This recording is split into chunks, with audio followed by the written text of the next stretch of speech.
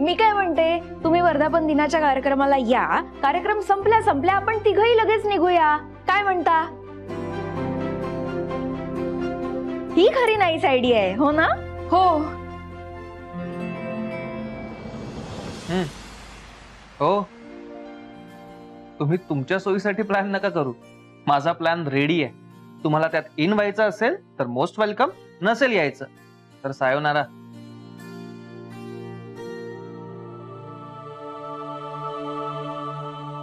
अहो पण असं करायला हरकत काय आहे ना, म्हणजे तुम्ही वर्धापन दिनाला या, कार्यक्रम संपला की आपण लगेच निघूया.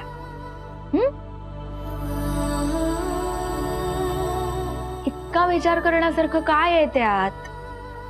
यायचं, थोडा वेळ बसायचं, हसल्यासारखं करायचं, आईला बरं वाटेल असं वागायचं, आणि सगळं झालं की तिघांनी गाडीत बसून पटकन निघायचं गुहागरला.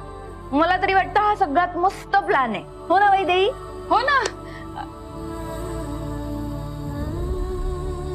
अहो तर माहेरच्या चहाचा एम्प्लॉई म्हणून नका येऊ, पण आईच्या समाधानासाठी, तिचं कौतुक करण्यासाठी एक मुलगा म्हणून तरी या ना. पॉइंट आहे. कावेरी म्हणते ते बरोबर आहे. राज, तू आलास तर रत्नमाला मॅडमना बरं वाटेल.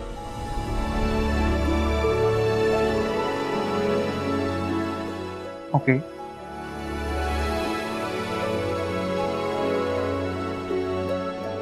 मला बरं वाटावं म्हणून आईने कधी तिच्या तत्वांना सॅक्रिफाईस केलंय का?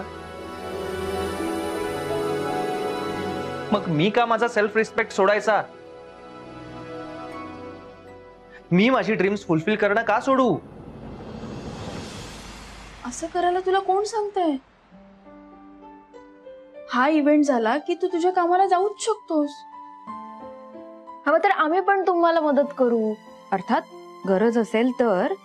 पण ऐका ना प्लीज आमचं. तुम्ही मला इथून तिथून कसंही कन्व्हिन्स करा, पण मी माहेरच्या चहाच्या इव्हेंटला येणार नाहीये. Is that clear?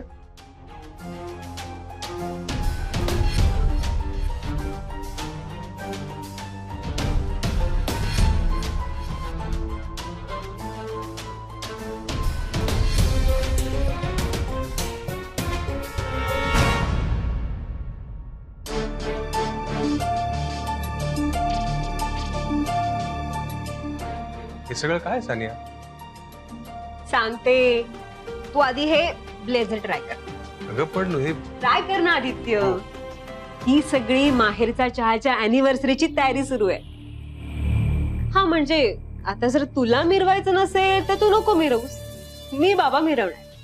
सानिया, तुला असं नाही वाटत, जर आपण गरजेपेक्षा जास्त उत्साह दाखवला तर रत्नमाला काकीला राजवर्धन इव्हेंटला येणार नाहीये याचं जास्त वाईट वाटेल.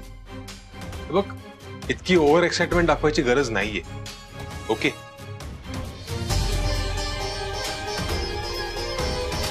असं कसं आदित्य? सेलिब्रेशन तर व्हायला हवं ना. सेलिब्रेशन व्हायला हवं सानिया, पण जस्ट फॉर्मॅलिटी म्हणून. या सगळ्याची काय गरज आहे? Let's keep it simple. Aditya, हे बघ, तुझी ना विचार करण्याची पद्धत जरा चुकतीये. म्हणजे आता राजवर्धन नाहीये आणि आता राजवर्धनच्या पोस्टवर तू आहेस, म्हणजे मीडियावाले, बाकी सगळे सगळे लोक तुला प्रश्न विचारणार. तुझे फोटोज क्लिक होणार आणि हेच फोटो नेक्स्ट डे न्यूजपेपर मध्ये दिसणार. आदित्य, मी तुझी बायको येणार आहे. मग मी थोडस तुझ्यासोबत मिरवलं तर कुठे एवढा आभाळ कोसळणार? सानिया, बघ, मी तुझ्या फिलिंग समजू शकतो, पण तू जेव्हा असा अति उत्साह दाखवतेस ना, तेव्हा भीती वाटते मला. आधी जे काही घडलंय. आदित्य, आता हे सगळं तुम्हाला मरेपर्यंत ऐकवणारच आहेस का? मला माहित नाही. या इव्हेंटला मी मान वर करून मिरवणार म्हणजे मिरवणार. मग काकीना काही वाटू दे.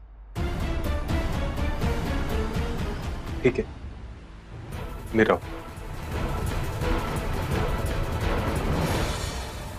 पण सानिया,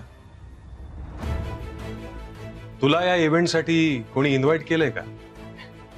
म्हणजे काय गरज आहे त्याची? नाही त्याचं काय ना सानिया, इव्हेंटला कोणाला बोलवायचं कोणाला नाही बोलवायचं हे सगळं काकीनी मला कोऑर्डिनेट करायला सांगितलं.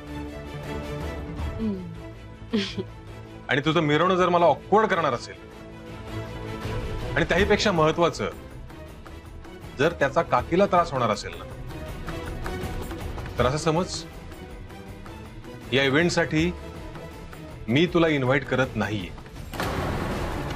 पण आदित्य, अरे आदित्य,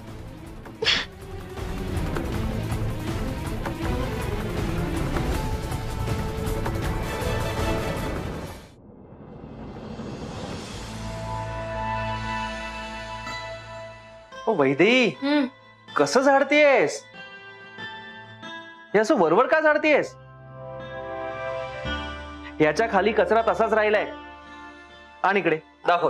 अरे थांब हे बघ, ना. झाडू ना असा नीट पकडला, कमरेत थोडस बेंड झालं आणि असा झाडू मारला की क्लीन होतो सगळं. सिंपल. काय करतोयस तू? काय करतोय म्हणजे कचरा कसा काढायचा ते सांगतोय तुला. तुला कळतंय का हळूहळू तुझी काकू होते?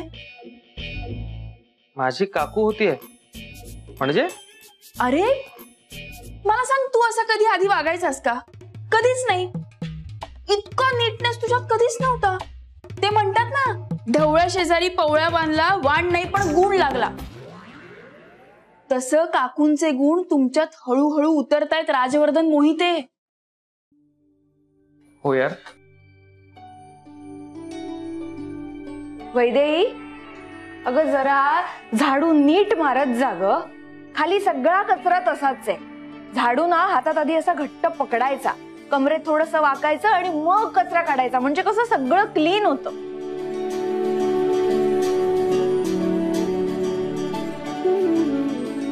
अरे अरे, हे असंच राहू द्या, मला असं चालेल. काय मला चालेल असं? ही कुठली पद्धत आहे वागण्याची? तुमच्यापेक्षा ना लहान मुलं बरी. राहू दे कावेरी, ऑफिसला जायला उशीर होतो की नाही. जा बरं आवर, मी नीट कचरा काढते. जा.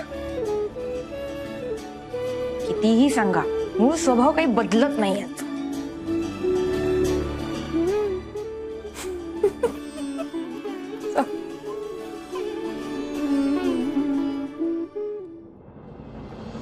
ताई मी भेटतो राजवर्धनला.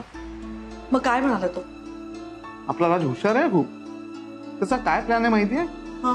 आपण ज्या माणसाकरवी त्या जागेवर स्टे आणलाय ना, त्या माणसाला बाहेर भेटून त्याला मॅनेज करायचं आहे त्याला. म्हणून चाललाय तो गुहागरला. म्हणजे बच्चू, ती जमीन जर आपल्या ताब्यात राहायला हवी असं आपल्याला वाटत असेल तर त्या माणसाची आणि राजची भेट होता कामा नये. करेक्ट आहे तुझं. तो माणूस राजला भेटणार नाही.